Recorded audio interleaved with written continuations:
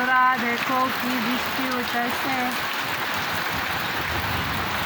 হইতেছে, আবার বাতাসও শুরু হইছে। আমার বৃষ্টি আইলে ভাল লাগে, কিন্তু বাতাসটা আইলে আমার একটুও ভাল লাগে না, মনে খুব ভয় লাগে।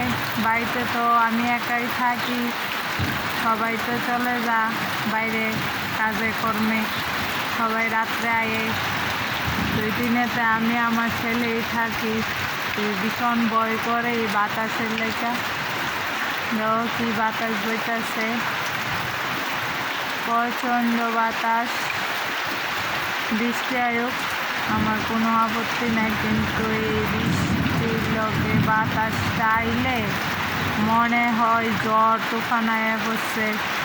তো কৃষক আমরা ভালোই আছি, বিদ্যুৎ বাতাস আমরা সহ্য করতে পারি না। বাইরের দেশে তো মানে বৃষ্টি আয়া একদম বাসায় লিয়ে জায়গা, তারা তো আরও কষ্টে আছে। আমরা ভীষণ ভালোই আছি, আমরা দেওয়ার পুরো বাতাসে সহ্য করতে পারতেছি না। তারা তো একদম বাতাসে গাছ পুরা ভাঙ্গা রাস্তার ভিতরে ঘরে সবখানে পুড়ে খায়, কত মানুষ আছে মারা যা। দেখো কাটাল আবার মাঝে মধ্যে ঠান্ডাও মারতেছে। গাও এরা দেখছো।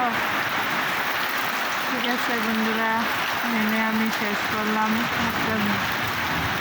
বেশি বাতাস এলে পরে আমার ভিডিও করা বন্ধ হয়ে যাবো।